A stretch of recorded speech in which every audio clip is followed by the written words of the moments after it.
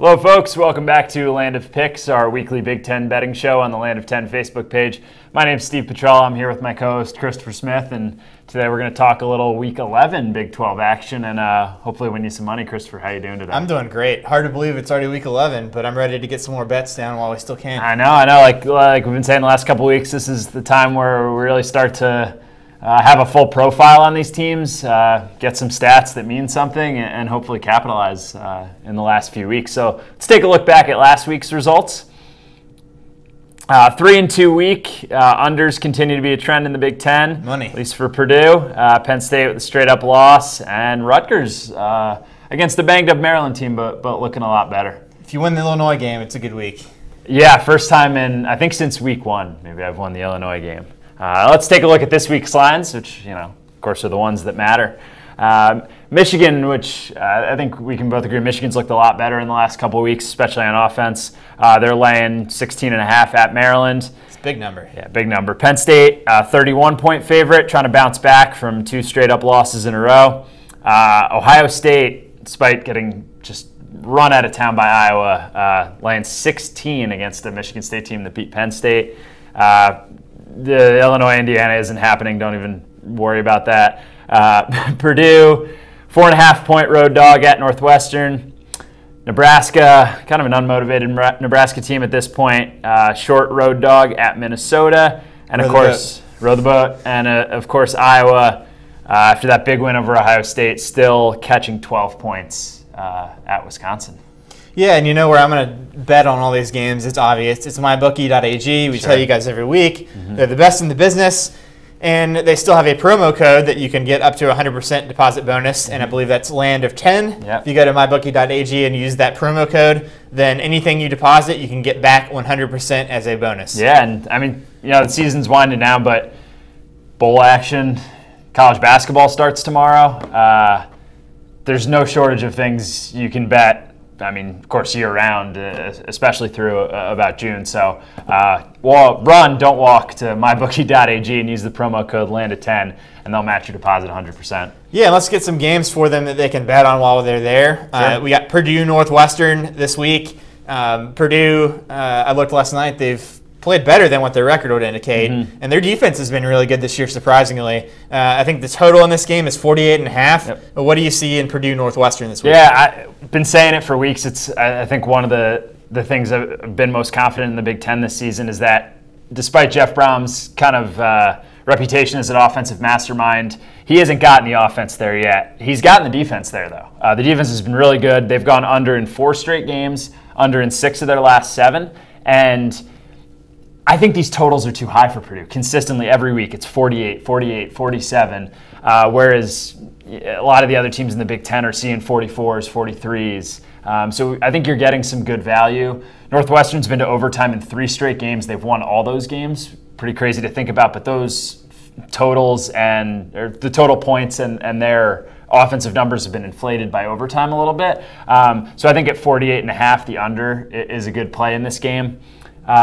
As for the side, like you mentioned, Purdue's probably a little better than their record indicates. That loss to Rutgers hurts when you're looking at the entire season. But a lot of the numbers we like to look at have Purdue as a favorite in this game. But this is the 3rd week in a row that the line hasn't really made sense with what the advanced numbers are saying. So Michigan State was a very short favorite on the road against Northwestern. Numbers said they should have been a 4 or 5-point favorite. Same thing last week for Northwestern against Nebraska. And this week again, Northwestern's laying 4.5 at home. Got a couple good numbers for you. Purdue, even under Darrell Hazel when they were terrible, 14-4 since the end of 2013 on the road against the spread, and 10-1 as a road dog since October of 2015. So under both staffs, I think it's been interesting that Purdue just doesn't get the love. So I'm going to play the under, pass on the side, but would probably lean Purdue in this one. Just the kind of sketchy numbers scare me off. All right, and we got Michigan State headed to Ohio State, headed to the shoe, off of a disappointing loss for Ohio State against Iowa, and I think the Big Ten championship game division spot is on the line in this game as well. But Michigan State's a 16-point underdog here. Any chance Sparty covers again here? Yeah, I mean it's hard not to like Michigan State here. It's one of those situations where it looks too good to be true. Ohio State, I think, gets a lot of love from the books because if you look at their season in aggregate, they have dominated bad teams like 50-plus points, 600-plus yards, 9 yards per play, that kind of stuff. But in big games, they really haven't shown up. Oklahoma, Penn State, they won. They outplayed Penn State, but they came back late. And then, of course, Iowa just got blown out of the water. Our Ohio State writers, Atlanta 10, some terrific Ohio State coverage, and they were telling me when they look back at the film, you can tell like there are specific instances, some Ohio State players who, I don't know, maybe they have their eye in the NFL, maybe that loss to Oklahoma sort of sucked the motivation out of them because the expectations are always so high at Ohio State, but they just quit on defense against Iowa. And this Michigan State defense is young, hungry, and probably one of the 5 or 10 best defenses in the country. I really like Brian Lewerke, their quarterback. Extremely efficient, can make plays with his legs. Isn't quite there as an explosive passer, but Mark D'Antonio is really good against Ohio State. He's 4-2 against the spread against Urban Meyer since Urban Meyer's been at Ohio State. They've spoiled a couple Ohio State seasons in the last 6 years, the Urban Meyer sad pizza game. And then, of course, in 2015, Buckeyes coming off that national championship, and Michigan State knocked them off, wound up making the playoff. So I like Michigan State in this game. And if you're feeling crazy, if you like Michigan State to cover, it may be worth playing the money line, plus 500 just for fun. I think Ohio State on paper is a much, much better team, but that doesn't always matter when the circumstances are kind of screwy like this and motivation may not be there. All right, Iowa. They've beaten Iowa State in overtime. They've crushed Ohio State. And now another huge team, Wisconsin. And I think Iowa is a 12-point road underdog, I believe. Mm-hmm. After such a big emotional win, how will that impact this game? Yeah, I mean, you got to be worried about Iowa on the road. Like we always say, weird things happen at Kinnick Stadium, like they did last week. Again, I think my main play here is the under. These teams have scored 42 points total in the last 2 years against each other. I think it's 16-9 and 10-6, both Wisconsin wins. And the perception is, wow, Iowa's offense got really good overnight. And I don't really think that's the case. I think it was just a matter of Ohio State quitting and Iowa playing its absolute best game. I think they're going to struggle to move the ball against this Wisconsin defense.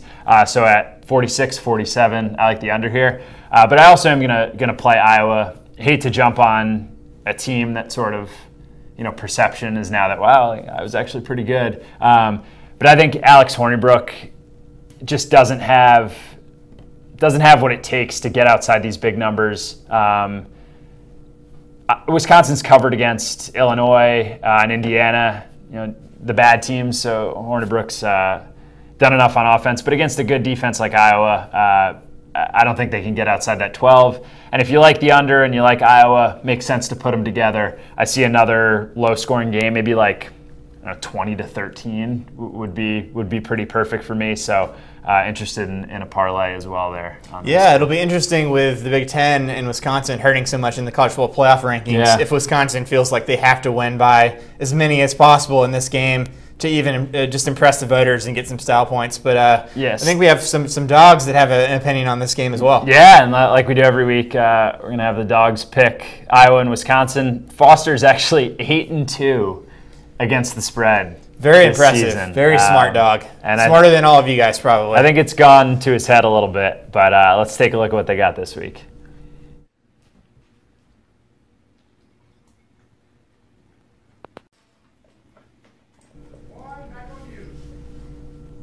All right.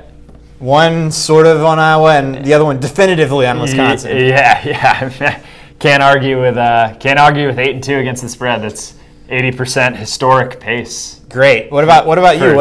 You got some more picks for us this week? Yeah, I ran through pretty much most of them, but like I said, 2 unders. Unders have been great in the Big Ten this year. I don't see that changing too much. Like I said, I like Michigan State. Rutgers, I like it 31. I think that has more to do with Rutgers improving and less to do with Penn State. I think Penn State really needs to figure out how to run the ball before they can do anything. I think I worry a little bit about Rutgers scoring points, especially moving the ball through the air against Penn State. If Rutgers gets down early, it could be trouble. But at 31, I like Rutgers. And then just for fun, a little money line parlay. I like it. I think it's the second one of the year I've given out.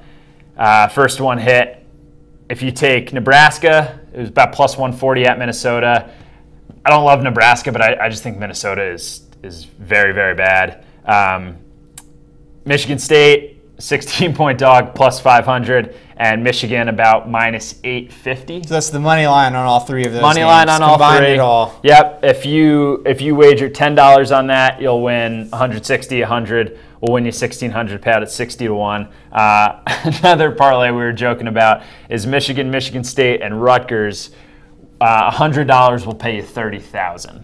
So if you want to bet on Penn State losing again, If you've earned a lot of money through your MyBookie bonus and just Yeah. want to let it ride and see if you can win big and take a lotto ticket, that's a great one to put yeah, in. and if you add Purdue into that, you can win $70,000. So hopefully I'll be walking into my boss's office on Monday saying I'm no longer in need of employment and that MyBookie has just Made us all wealthy. made us all very wealthy.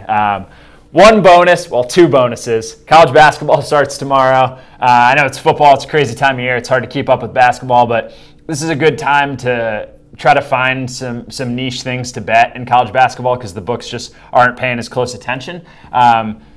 So tomorrow, Stony Brook, plus 13 at home at the Island Federal Credit Union Arena. Nobody walks into the Island Federal Credit Union Arena and wins easily. Maryland, I don't think they're going to be as good as they've been in the past. Our numbers have this at 10. Line is 13. If you're on Long Island, get your tickets now. Bet Stony Brook. Root hard for the Fighting Seawolves. That's our basketball bonus pick of the week. And Jags, always And Jags. Jags. And the Jacksonville Jaguars will win because that's just what they do. All right, folks. Thanks as always for joining us and putting up with our shenanigans. I'm Stephen Petrella. That's Christopher Smith. Be sure to bet at mybookie.ag and use the promo code LAND of 10. We'll see you next week.